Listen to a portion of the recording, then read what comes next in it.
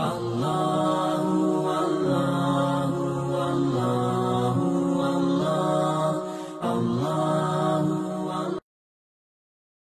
kembali melanjutkan pembahasan kita tentang fikih muamalah atau fikih jual beli. Dan fikih jual beli ini ya supaya kita mengetahui mana transaksi yang diperbolehkan di dalam syariat kita dan mana transaksi yang dilarang di dalam syariat kita. Mana harta yang halal dan mana harta yang haram. Ya, dan kita tidak hanya diperintahkan untuk mengetahui kewajiban-kewajiban kita saja, tapi juga kita diperintahkan untuk mengetahui apa-apa yang dilarang oleh Allah dan Rasul-Nya supaya kita bisa menghindarinya. Ya, sebagaimana perkataan seorang sahabat, saya yang mendengarkan banyak sahabat-sahabat Rasulullah bertanya tentang perintah-perintah, dan saya bertanya tentang keburukan, bukan untuk melakukan keburukan tersebut, tapi untuk menghindarinya. Karena susah untuk kita menghindari sesuatu jika kita tidak mengetahui bahwasanya ternyata dia adalah sesuatu yang dilarang. Nah, dalam masalah jual beli ini, jual beli sebagian halal dan sebagian haram. Hukum asal dari jual beli adalah halal. Namun ya kadang-kadang dengan adanya sebab-sebab menjadikan jual beli tersebut menjadi jual beli yang haram, transaksi yang haram. Dan ini akan berakibat kepada apa yang kita makan, berakibat terhadap dikabulkannya atau tidaknya doa-doa yang kita panjatkan kepada Allah Subhanahu wa taala.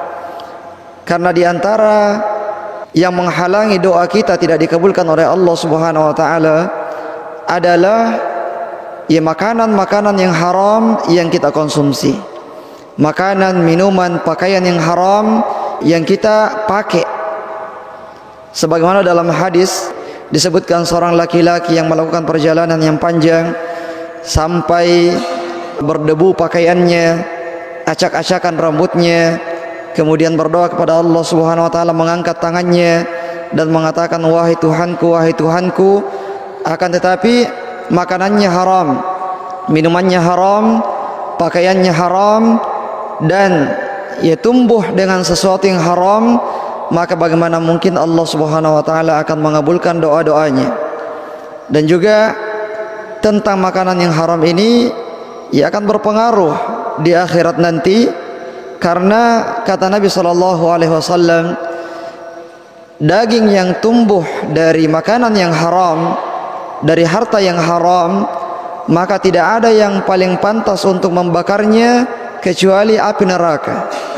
Daging yang tumbuh dari makanan yang haram yang kita makan, minuman yang haram yang kita minum, tidak ada yang paling pantas untuk membakar daging tersebut kecuali api neraka.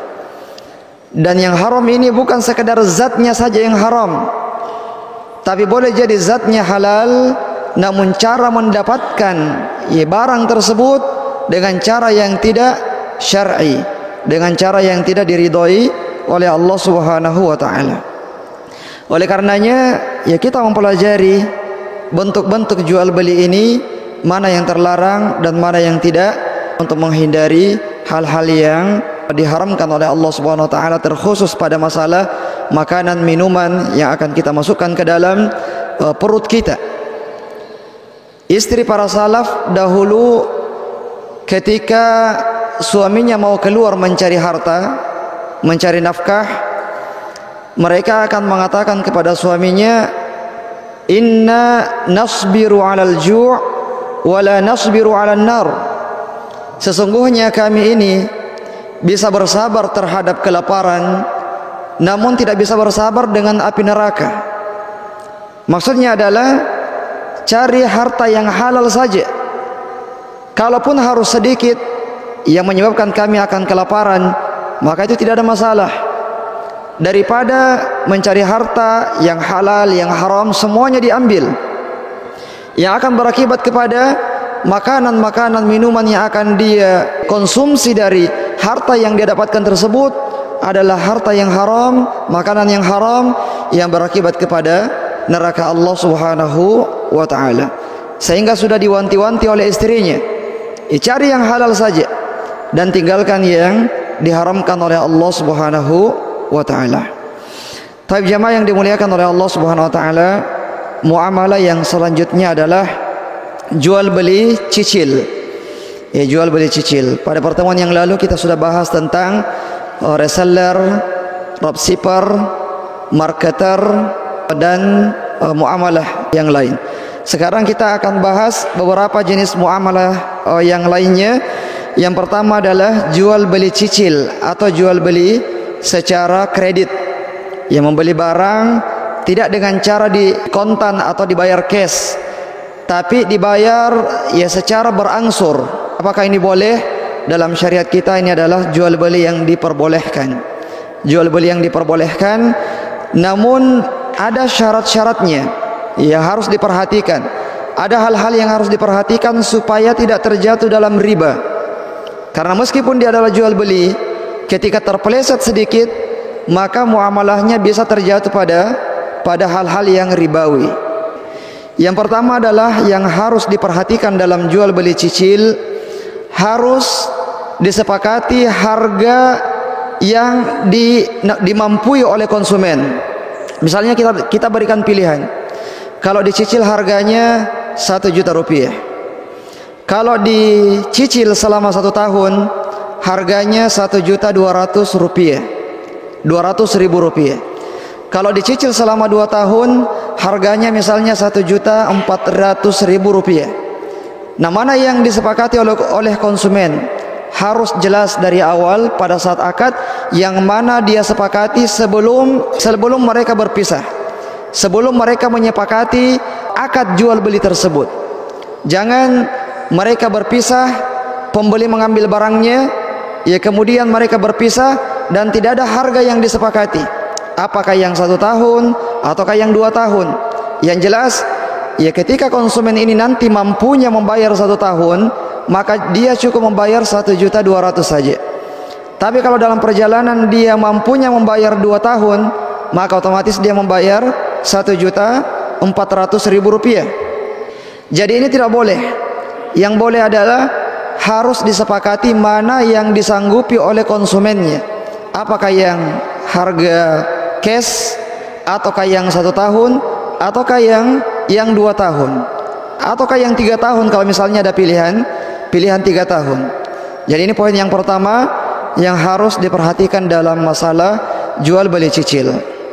Kemudian yang kedua adalah barang atau produk yang diperjualbelikan secara kredit ini bukan termasuk emas ataupun perak.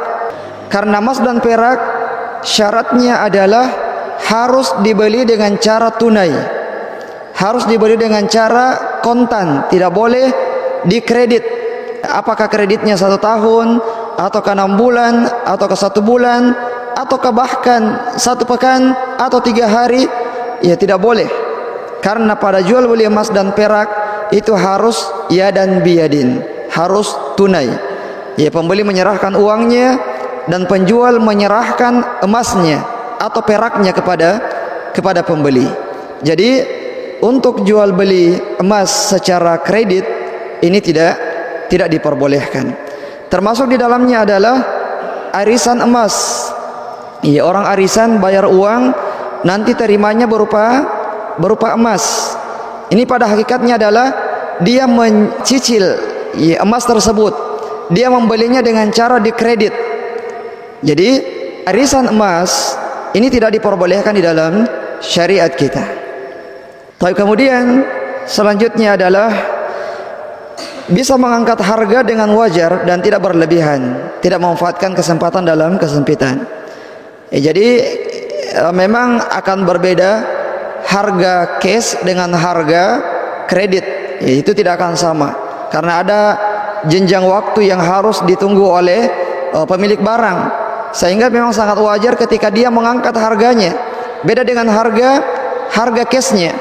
Cuman ya sebaiknya Ini bukan bersifat kewajiban.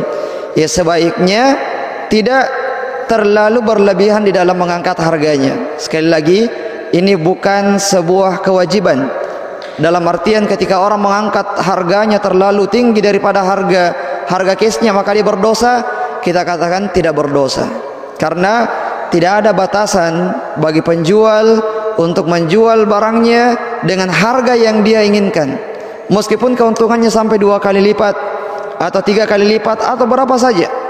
Ya, namun sekali lagi, ya, ada hadis dari Nabi sallallahu alaihi wasallam yang mengatakan, rahimallahu imra'an samhan idza ba'a wa samhan idza ishtara. Semoga Allah Subhanahu wa taala merahmati seseorang penjual yang toleransi dalam menjual, maksudnya mengambil keuntungan yang sewajarnya, dan pembeli juga ketika dia menawar, dia juga menawar dengan toleransi, tidak menawar terlalu menurunkan harganya. Jadi ini sekedar sebuah anjuran dan bukan sebagai kewajiban yang sifatnya mengikat dan harus diikuti. Taib. Kemudian jamaah yang dimuliakan oleh Allah Subhanahu wa taala, hal yang lain yang perlu diperhatikan adalah jika terjadi tunggakan, dan ini yang sering. Jika terjadi tunggakan pembayaran dikarenakan satu dan lain hal, maka tidak boleh si penjual ini memberikan penalti, memberikan denda keterlambatan kepada konsumen tersebut. Ya, misalnya apakah disepakati dari awal ataukah nanti disepakati pada saat terjadi keterlambatan. Misalnya setiap keterlambatan 1 hari dendanya Rp1.000. Jadi kalau 30 hari terlambatnya, dendanya Rp30.000. Ini tidak boleh. Tidak boleh menetapkan denda keterlambatan pada akad utang piutang. Ya, termasuk di dalamnya adalah jual beli kredit. Ya, jadi bagaimana sebaiknya? Sebaiknya ketika memang dia adalah orang yang pailit, orang yang terkena sebuah musibah misalnya, ya sebelumnya penghasilannya baik, lancar, tiba-tiba karena perubahan kondisi ekonomi misalnya, ya dengan adanya wabah corona ini misalnya, sehingga pencahariannya itu menjadi atau penghasilannya itu berkurang drastis misalnya. Sebelumnya dia mampu membayar cicilannya dengan lancar, alhamdulillah. Sekarang tidak. Maka sebaiknya diberikan tenggang waktu kepadanya. Diberikan tenggang waktu kepadanya, misalnya diberikan durasi 1 bulan. Ya, silakan saya tambah temponya menjadi dari 1 tahun menjadi 1 tahun 1 bulan atau 1 tahun 2 bulan. Diberikan kelonggaran dalam masalah waktunya. Ketika kita melihat bahwasanya dia memang adalah orang yang kesusahan.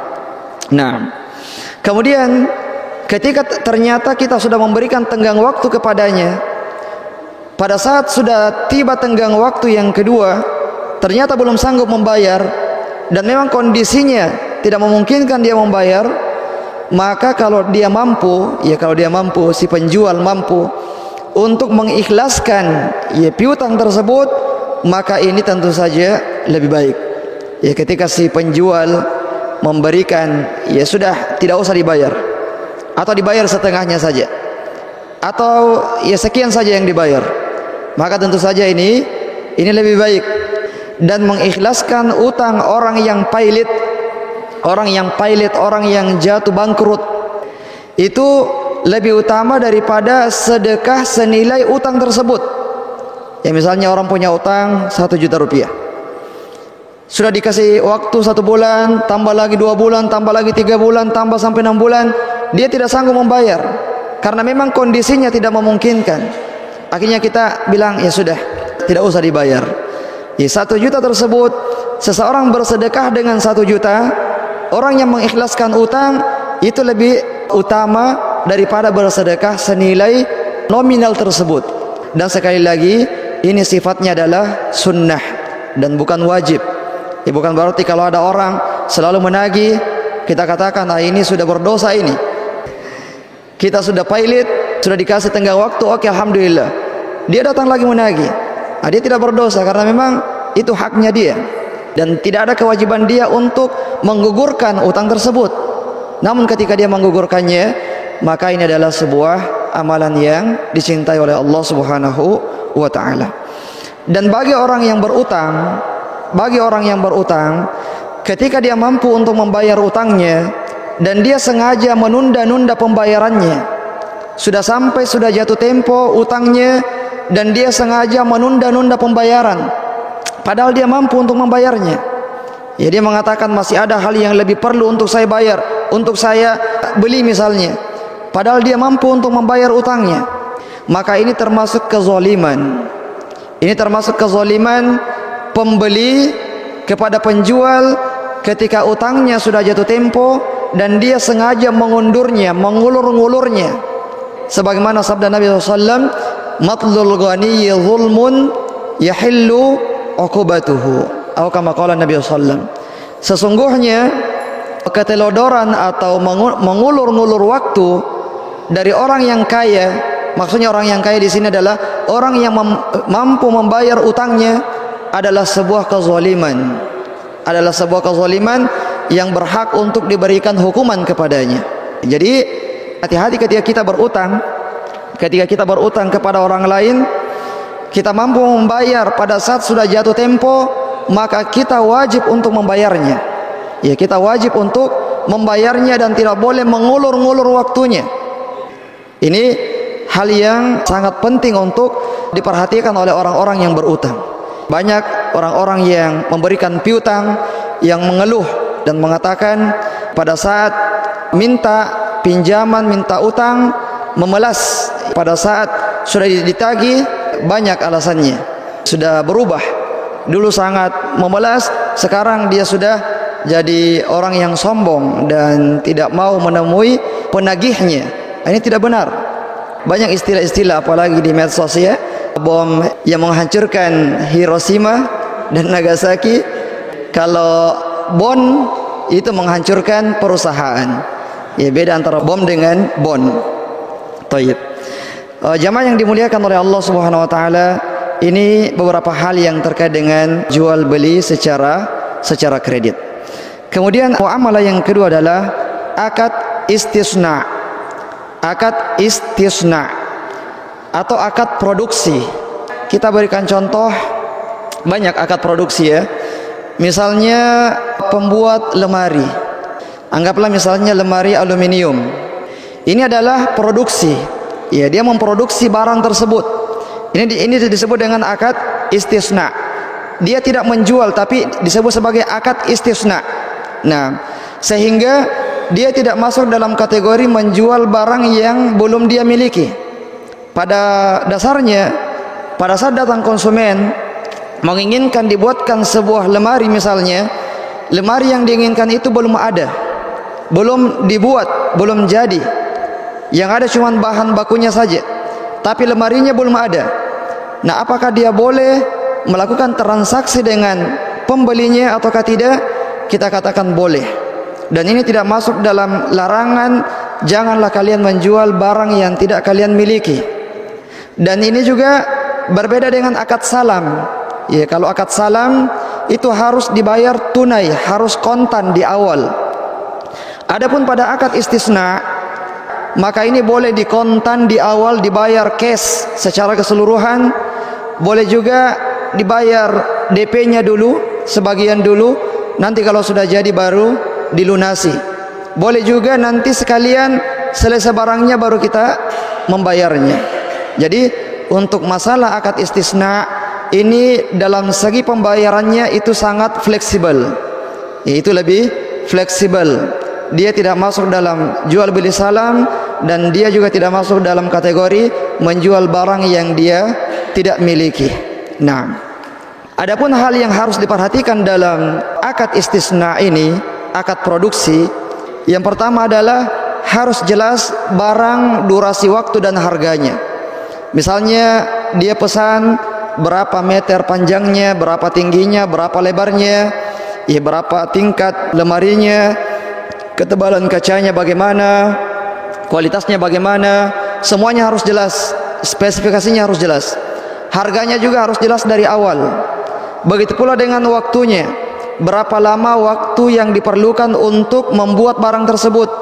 Ya, kapan si konsumen boleh datang mengambil barang tersebut. Jadi ketiga hal ini dalam akad istisna harus betul-betul jelas dan tidak ada yang mengambang. Karena ketika ada yang mengambang, maka ini yang akan membuka celah orang-orang akan berdebat ya di kemudian hari. Ya, kenapa kualitasnya begini? Karena misalnya tidak ada kesepakatan dari awal, maka dibuat asal-asalan. Maka ketika dia mau melihat barangnya, dia lihat apa kualitasnya tidak sesuai dengan yang dia inginkan, maka ini akan membuka celah ya seseorang akan berdebat dan sebagainya. Kemudian yang kedua, bahan bakunya dari pembuat barang. Bahan baku pada akad istisna itu berasal dari pembuat barang, bukan dibawa oleh orang yang memesan barang tersebut. Tapi orang yang memesan barang hanya sekedar memesan. Bahan bakunya semuanya disiapkan oleh produsen, oleh orang yang memproduksi barang tersebut. Itu baru disebut dengan akad istisna. Kemudian yang ketiga adalah masalah pembayaran sebagaimana yang kita sebutkan tadi, boleh di cash, boleh dicicil, boleh nanti dibayar di belakangan. Kemudian yang selanjutnya, pembatalan tidak boleh dilakukan secara sepihak. Jadi baik produsen yang memproduksi barang tersebut ataupun konsumen, pembeli, tidak boleh membatalkan akadnya secara sepihak. Harus atas izin dari pihak yang lain. Misalnya sudah akad, ya sudah akad ini. Kemudian si konsumen keesokan harinya dia mau nelpon, afwan, saya batalkan akadnya. Meskipun barangnya belum dibuatkan, ya dia tidak boleh membatalkannya secara sepihak, kecuali atas izin dari pihak yang lain. Ya kalau pihak yang lain mengatakan tidak apa-apa, maka tidak apa-apa dia membatalkannya. Adapun jika misalnya tidak ridha, si pembuat barang ini tidak ridha, maka dia tidak boleh membatalkannya. Dia harus tetap lanjut ya terhadap akad yang sudah dia buat tersebut. Nah, jadi poin yang kita perhatikan dalam akad istisna ini, ikhwah sekalian, jika yang menjual bukan yang membuat, ini juga kadang-kadang terjadi, yang menjual bukan yang membuat. Maksudnya adalah ada pihak ketiga. Jadi ada yang memproduksi, ada juga orang-orang yang mengambil ini sebagai sebuah peluang usaha.